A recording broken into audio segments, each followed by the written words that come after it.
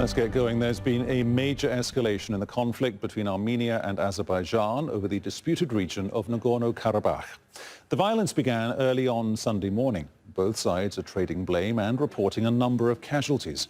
Both Azerbaijan and Armenia have imposed martial law. Armenia has also declared total military mobilization. The European Union, Russia and Iran are calling for a ceasefire. Turkey is backing Azerbaijan, and it called on Armenians to stand against their government. Charlotte Bellis begins our coverage. Armenia's defence ministry tweeted these videos on Sunday morning. It says they show Azeri tanks that have just been destroyed in the disputed region of Nagorno Karabakh.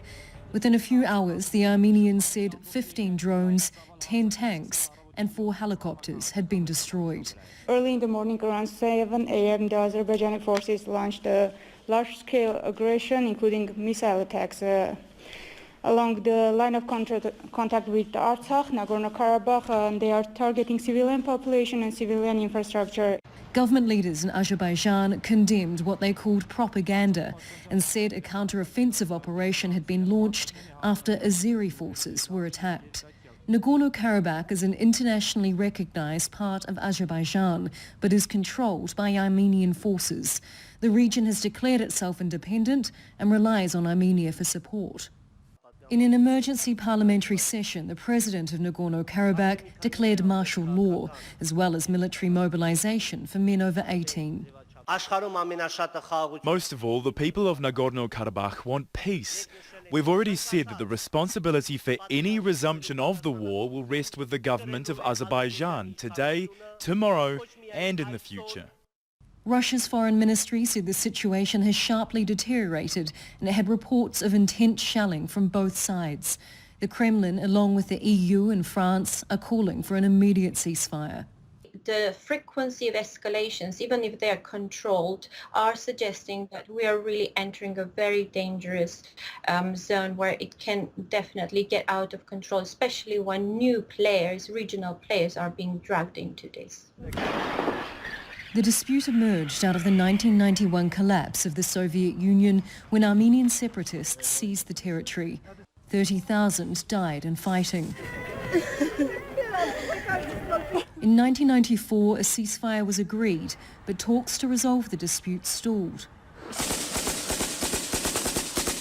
Nearly 2 decades later, tensions rose again in July, with the worst fighting since 2016. In the last year or so, the Armenian leader, Nikol Pashinyan, has been saying he no longer wants to negotiate according to the formula that people like me had been trying to bring together between Azerbaijan and Armenia. And he said Nagorno-Karabakh is always going to be part of Armenia.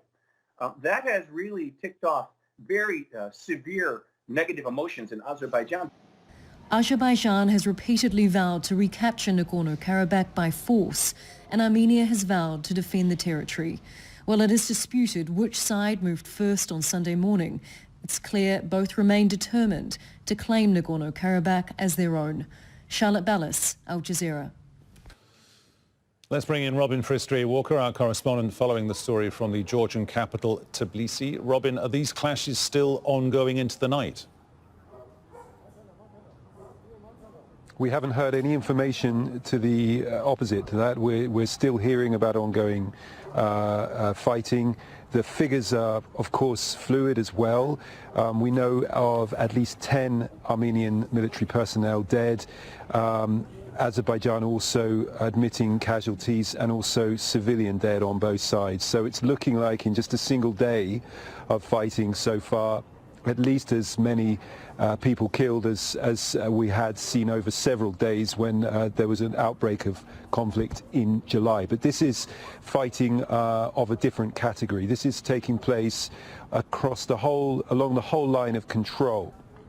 This is the area on the edge of Nagorno-Karabakh territory with Azerbaijan, controlled on the one side by Armenian forces who mostly control the upper slopes, the higher positions, and Azeri forces positioned along that line of control. And also the Armenians are saying that artillery fired by the Azeris has struck positions not just on that line of control but also within the Karabakh region, including Stepanakert, the capital, which makes this a whole different category of seriousness in terms of this fighting.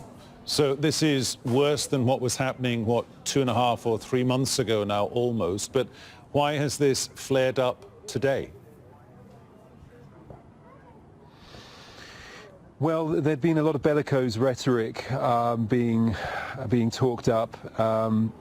President Aliyev of Azerbaijan, when he addressed the United Nations General Assembly last week, accused Armenia of preparing for war, but the Azeris have continually asserted their right to get back their territories that are internationally recognized as Azeri, and that is Nagorno Karabakh and a number of surrounding regions or districts that Armenia controls, including a district that provides a crucial land bridge between Armenia and Nagorno Karabakh. And the Armenians saying that just in the last few days there had been a build-up of forces by the Azeris. So it looks as if this has been planned, and observers, international observers who've been watching things closely too, have been saying that really the international community needed to do more to try to keep these sides in check, to bring them back to the negotiation table. The Armenians saying they had wanted to return to peace talks. Azerbaijan saying that this is just a distraction, that Armenia is never really serious about a real peaceful solution to this conflict. The backstory to this conflict, or the attitude behind the conflict, goes back, 30 years, 35 years maybe.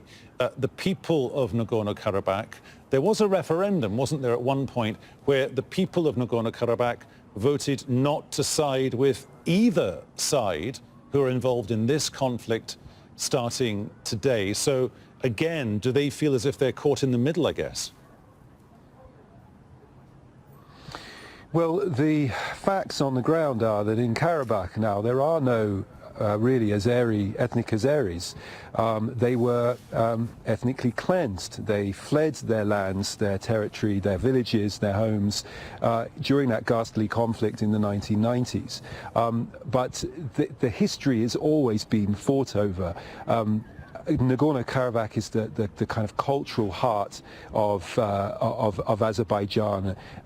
That's where its poets, its artists came from, and now Karabakh is Armenian as far as the Armenian ethnic Armenians are concerned. They don't call it Karabakh, they call it Artsakh.